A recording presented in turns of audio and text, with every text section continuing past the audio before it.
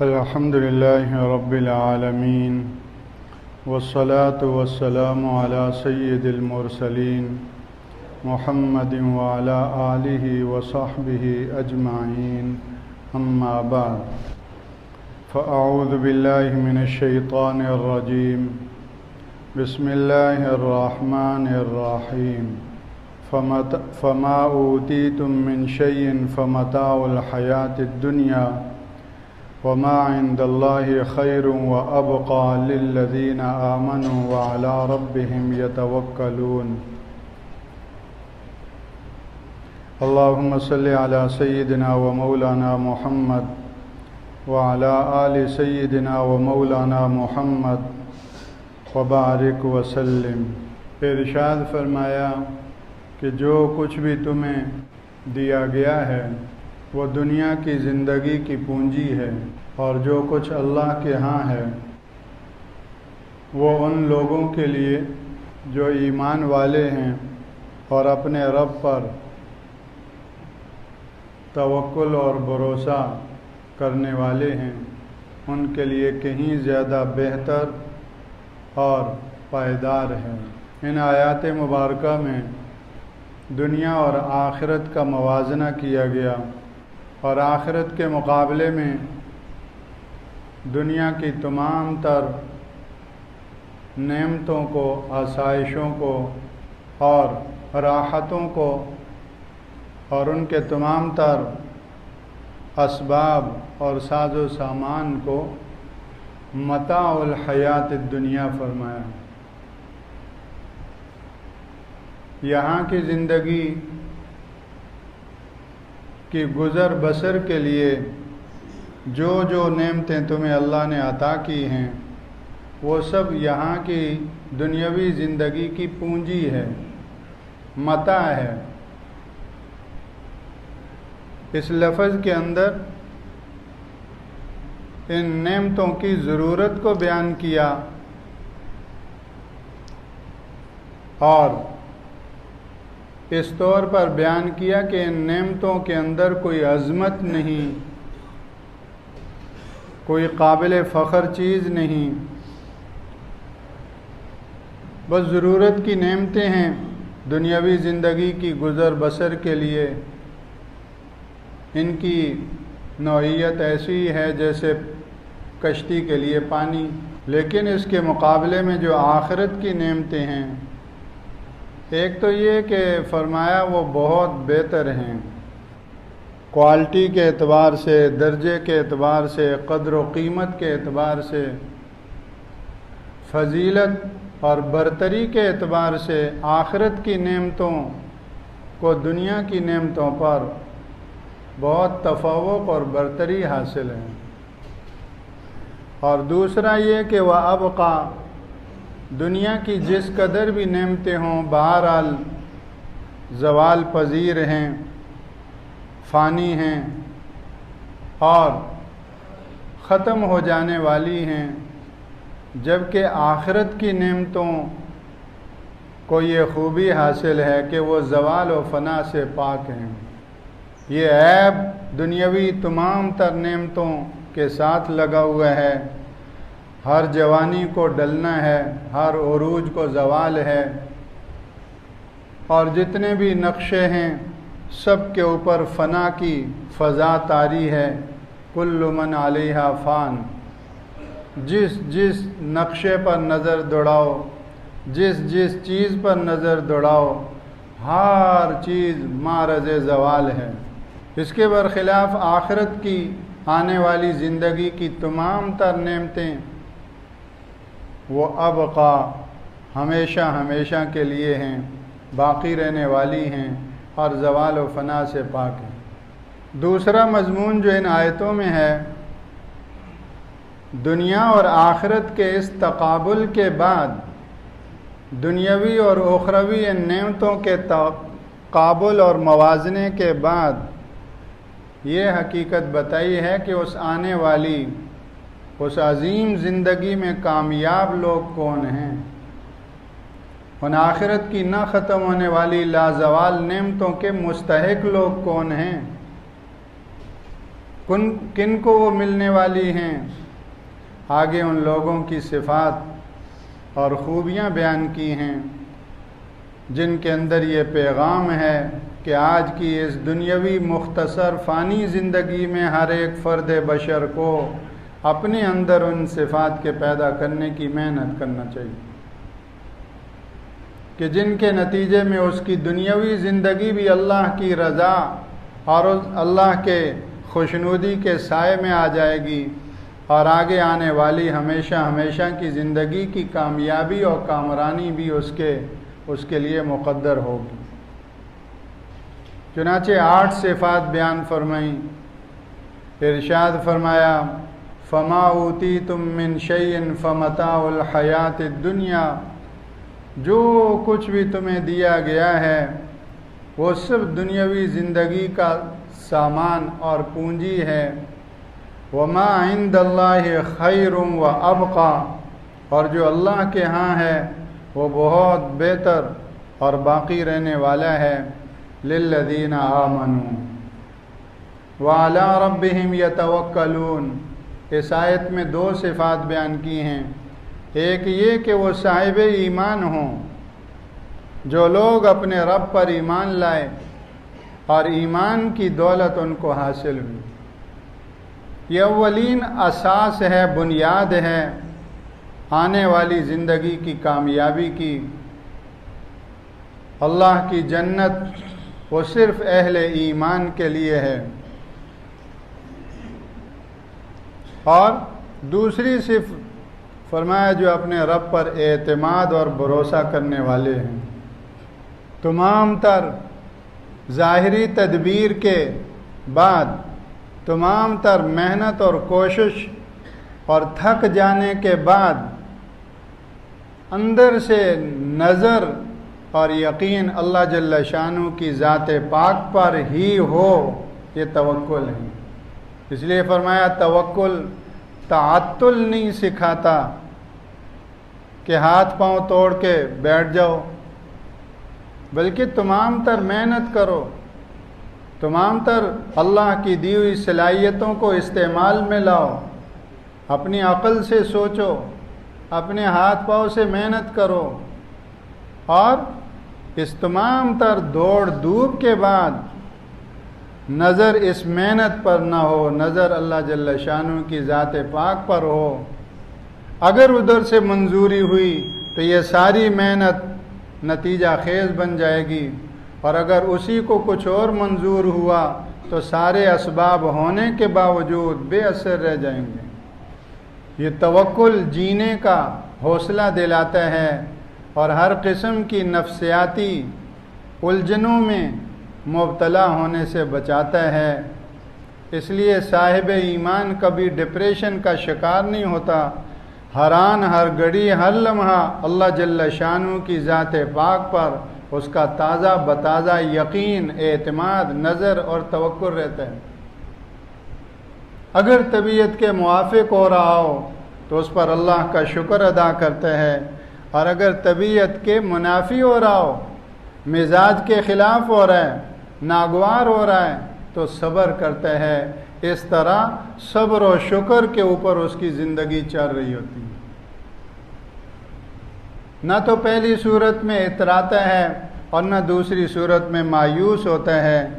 یہ صاحب ایمان کی زندگی ہے کہ صبر اور شکر کے سوا تیسری کوئی چیز اس کی زندگی میں نہیں ہوتی۔ اگر شکر کے بجائے فخر و اطراحت پیدا ہو رہی ہو، صبر کے بجائے مایوسی پیدا ہو رہی ہو، تو پتہ چلا کہ ایمان میں کمی ہے۔ ایمان کی فکر کرے۔ صاحب ایمان کی زندگی تو کھلی کتاب کی طرح صبر و شکر پر عافیت کے ساتھ ہوتی ہے۔ وَعَلَىٰ رَبِّهِمْ يَتَوَكَّلُونَ۔ ہر وقت اس زندگی کے اندر نشیب و فراز سے ہمیں گزرنا پڑتا ہے، اپنی ذات کے اعتبار سے، اپنی صحت کے اعتبار سے، اور خارج کے اعتبار سے بیوی بچوں اور گھریلو اور ازدواجی زندگی کے اعتبار سے، اور باہر نکلیں تو کاروباری اور تجارت لین دین اور خرید و فروخت کی زندگی کے اعتبار سے مختلف شعبۂ زندگی میں نشیب و فراز سے آدمی گزرتا ہے اور تکوینی امر رب اس کے اوپر کار فرما ہوتا ہے۔ اس لیے ہر آن، ہر گھڑی، ہر لمحہ اور ہر قدم پر اس میں صبر و شکر کے ساتھ چلنے کی محنت اور مشق ہمیں کرتے رہنا چاہیے۔ فرمایا مومن کا، حدیث پاک کا مضمون ہے، مومن کا معاملہ بھی عجیب ہے۔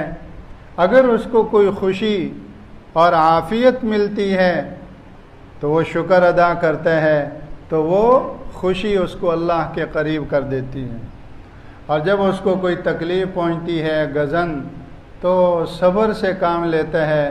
اس طرح وہ دکھ اور تکلیف، مصیبت بھی اس کو اللہ کے قریب کر دیتی ہے۔ دونوں حالتیں اس کے لیے باعث اجر، قرب خداوندی کا ذریعہ بن جاتی ہیں۔ اس کا نقصان کسی بھی حالت میں نہیں ہوا۔ صحت بھی اس کو اللہ سے ملا رہی ہے، بیماری بھی اس کو اللہ سے ملا رہی ہے۔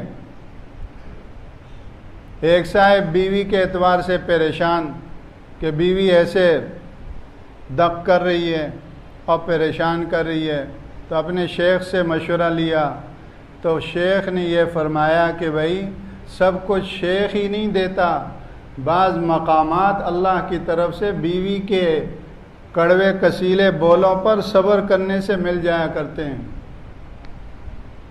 ہماری نظر شیخ کی طرف تو ہوتی ہے کہ وہ رہنمائی کرے گا، وہ کوئی بات بتائے گا اور اس پر چلوں گا تو اللہ کا تعلق نصیب ہوگا، لیکن شیخ بتا رہا ہے کہ بعض اونچے مقامات اللہ بیوی کی کڑوی کسیلی پر صبر کرنے سے عطا کر دیتے ہیں۔ اس طرح جو اصلاح شیخ سے نہیں ہو سکتی تھی وہ گھر میں بیوی نے کر دی، تو یہ جبھی ہوگی جب صبر و شکر کے ساتھ چلنا ہوگا کہ دیکھا ناگوار حالت ہے تو اب جو ہے وہ صبر کو مضبوطی سے تھام لے، زبان کو قابو میں کرے، حوصلے سے چلے۔ بڑے بڑے اور بڑوں پہ حالات آتے ہیں، ان حالات میں وہ کیسے چلتے ہیں؟ اے اللہ ان حالات میں مجھے بھی چلنا نصیب فرما۔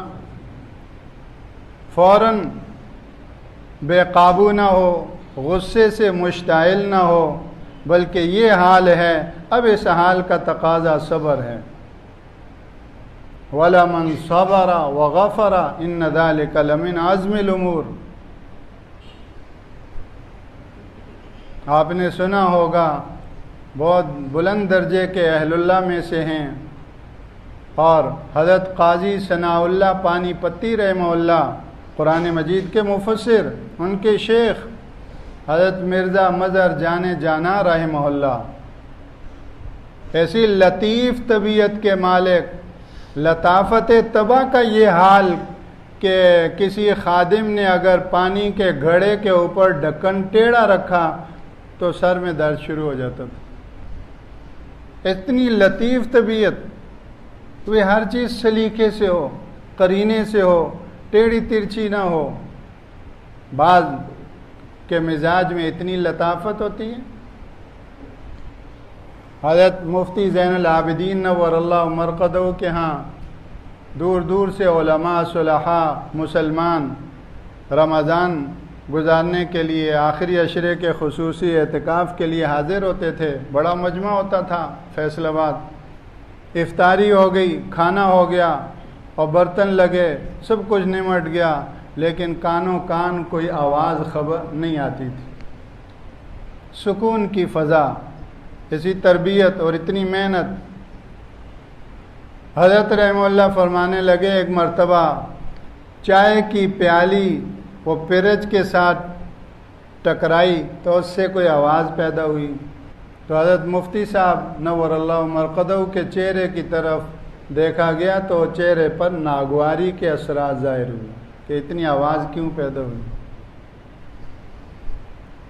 کبھی کبھی آدمی سوچتا ہے ہمارے ہاں آ جائیں تو مسجد میں ایسا ماحول دے کر ان کے تو جینا مشکل ہو جائے، کہ ہماری غفلت کا تو یہ حال کہ مسجد میں بیٹھ کر ایسے باتوں میں لگ جاتے ہیں کہ فرق کرنا مشکل ہوتا ہے کہ مسجد میں بیٹھیں یا باہر پاٹے پر بیٹھیں. تو ایک مرتبہ مسجد میں 2 آدمی باتیں کر رہے ہیں. حضرت فاروق اعظم رضی اللہ تعالیٰ عنہ نے ایک کنکری اٹھائی اور ان دونوں کو کی طرف پھینکی اور اشارے سے بلایا، اور جب قریب آئے تو فرمایا تم مسجد میں آواز بلند کر رہے ہو. تو میں سوچ رہا تھا کنکری اٹھا کے پھینکی، یہ نہیں کہ آواز دیتے ہو فلاں ادھر آؤ، وہ تو خود شور ہو جاتا. تو شور کا علاج شور تو نہیں، اس لیے منہ سے نہیں بولے، کنکری اٹھا کے ان کی طرف پھینکی، اور جب انہوں نے دیکھا تو اشارے سے بلایا، اور جب قریب آئے تو وہاں پوچھا کہ آواز بلند کر رہے ہو، اونچی آواز سے بات. تم آپس میں بات کر رہے ہو تو اتنی آواز سے بات کرو جو تمہارے آپس میں ایک دوسرا سن لے. اتنی اونچی آواز سے کیوں بات کر رہے ہو کہ دوسروں تک بھی پہنچ رہی ہے بات. اور پتہ چلا کہ وہ باہر سے آئے ہوئے تھے، خاص مدینے کے قرب و جوار کے نہیں تھے، اس لیے پھر مزید نہیں ڈانٹا اور فرمایا تم باہر سے آئے ہوئے ہو ورنہ تو تمہیں سزا دیتا. اور لکھا ہے کہ حضرت عمر رضی اللہ تعالیٰ عنہ نے مسجد نبوی کے باہر ایک جگہ بنائی ہوئی تھی، جس کسی کو بات کرتے ہوئے دیکھتے اس کو وہاں بھیج دیتے، وہاں جا کے بیٹھو، وہاں باتیں کرو. تو بعض ایسی لطیف طبیعت کے مالک تو حضرت مرزا مظہر جانے جانا رحمہ اللہ، ایسی لطیف طبیعت، لیکن اللہ کی شان ابتلا اور امتحان یہ کہ ان کو بیوی ایسی ملی سخت مزاج. باہر بڑے بڑے علماء اور صلحاء کے شیخ ہیں، اور ادھر گھر میں آتے ہیں تو بیوی ایسی کڑک باتیں سناتی ہے. کہتے ہیں کہ ایک مرتبہ کوئی پٹھان گیا اور اس نے کوئی اس طرح کی بات دیکھی تو اس کو بڑا غصہ آیا کہ ہمارے شیخ کو ایسے کہتے ہیں. تو حضرت مرزا مظہر جانے جانا رحمہ اللہ سے کسی نے کہا حضرت آپ کے لیے عورتیں کم ہیں، اس بیچاری کو آزاد کریں جس نے آپ کو پریشان کر رکھا ہے، اور کسی سے شادی کر لیں. تو فرمانے لگے بھائی لوگوں کی میں اصلاح کرتا ہوں، میری یہ اصلاح کرتی ہے. جن کا مقصود اور مطلوب اللہ ہوتا ہے وہ گھر کے اندر کی خلاف طبیعت ناگوار باتوں پر صبر کر کے ان کو سن کر پی کر اللہ کا قرب پاتے ہیں اور اللہ کے قرب اور تعلق کے مقامات طے کرتے ہیں. اور جس کے پیش نظر اللہ نہیں ہوتا، آخرت نہیں ہوتی، اپنی اصلاح و تربیت نہیں ہوتی، تو وہ تو 3 طلاق دے کر اپنا دنیا بھی تاریک کرے گا، اپنی آخرت بھی خراب کرے گا. اور یہ اکثر جھگڑوں کا باعث اور ان کا سبب وہ اندر کا یہی تکبر ہوتا ہے اور یہی خناس ہوتا ہے کہ ایسے کیوں کہہ دیا اور ایسا کیوں ہو گیا. تو فرمایا وَعَلَىٰ رَبِّهِمْ يَتَوَكَّلُونَ، اپنے رب پر توکل اور اعتماد اور بھروسے کے ساتھ چلتے ہیں. جو کوئی تکلیف پہنچتی ہے اس میں بھی خیر کے متمنی رہتے ہیں کہ اللہ نے اس میں بھی خیر رکھا ہوگا. کسی دیہات میں اور علاقے میں کوئی اللہ کے بندے رہتے تھے، گھر میں سے گدھا چوری ہو گیا، بیوی بڑی پریشان، تو انہوں نے کہا اس میں خیر ہوگی. ایک کتا رکھا ہوا تھا چوکیداری کے لیے، تو کوئی کتا پکڑ کے لے گیا، بیوی پریشان، تو وہ فرمانے لگے بھئی اسی میں خیر ہوگی. اب بیوی کو غصہ کہ جو چیز گم ہوتی ہے کوئی لے جاتے ہیں، آپ کہتے ہیں اسی میں خیر ہوگی. تو پتہ چلا کہ بعد میں ایسا ڈاکہ پڑا کہ جہاں جہاں کتا بھونکا تو وہیں وہ پہنچے اندھیرے میں. ان کے گھر میں کتا تھا ہی نہیں، ان کو ڈاکوؤں کو پتہ ہی نہیں چلا. اس طرح سارے گھروں کا صفایا ہوا اور ان کا گھر محفوظ رہا. پھر بیوی کو پتہ چلا ہاں اس میں خیر تھی. چھوٹے نقصان کے ذریعے سے بڑے نقصان سے اللہ نے بچا لیا. اور حقیقت بھی یہی ہے. فرمایا کہ جب تمہیں کوئی تکلیف پہنچے تو یہ سوچو کسی بڑی آنے والی تکلیف کو اس چھوٹی تکلیف نے دور کر دیا. اور یہ بھی فرمایا کہ جو چھوٹی تکلیف سے نہ متنبع ہو، چھوٹی تکلیف سے سنبھلے نہیں، تو وہ بڑی تکلیف کو دعوت دے رہا ہے۔ کہ عام طور پر یہ جو چبھن ہوتی ہے، تکلیف ہوتی ہے، کہیں اپنی ذات کی طرف سے، کہیں اولاد کی طرف سے، کہیں نوکر چاکر کی طرف سے، کہیں افسران کی طرف سے، تو بسا اوقات یہی تکلیفیں آدمی کی اصلاح و تربیت کا اور اس کی تنبیہ کا اور اس کے جگانے کا ذریعہ ہوتی ہیں، اور جب ان سے وہ نہیں جاگتا تو اس کے نتیجے میں بڑے حالات آتے ہیں۔ تو اللہ جل شانہ ہمیں یہ صفات نصیب فرمائے جس آخرت کا ذکر ہو رہا ہے، وما عند اللہ خیر وابقی، تو اس کے لیے للذین آمنوا وعلی ربہم یتوکلون، ایمان اور توکل والے، یہ سب سے اولین صفات اس آیت میں بیان ہوئیں، اگلی آیتوں میں باقی صفات اور خوبیاں بیان ہوئیں۔ اس سے یہ پیغام واضح طور پر ہمیں مل رہا ہے کہ ہمیں سب سے زیادہ توجہ اپنی ذاتوں میں یہ صفات اور یہ خوبیاں پیدا کرنے کی طرف کرنی چاہیے۔ ہم میں سے ہر ایک ان صفات اور خوبیوں کے پیدا کرنے کے سیکھنے میں لگا رہے تو انشاءاللہ یہ صفات اور خوبیاں پیدا ہوتی جائیں گی، اور یہ دنیاوی زندگی، آج کی یہ مختصر اور فانی زندگی، یہ بھی بنتی جائے گی عافیت والی، ایمان کی برکتوں والی ہوتی جائے گی، اور انشاءاللہ آگے آنے والی نہ ختم ہونے والی زندگی وہ بھی بنتی جائے گی۔ اللہ جل شانہ جو کچھ کہا سنا اس کو اپنی بارگاہ عالی میں قبول فرما کر ہم سب کے لیے نافع بنائے۔ سبحانک اللہم و بحمدک، نشہد ان لا الہ الا انت، نستغفرک و نتوب۔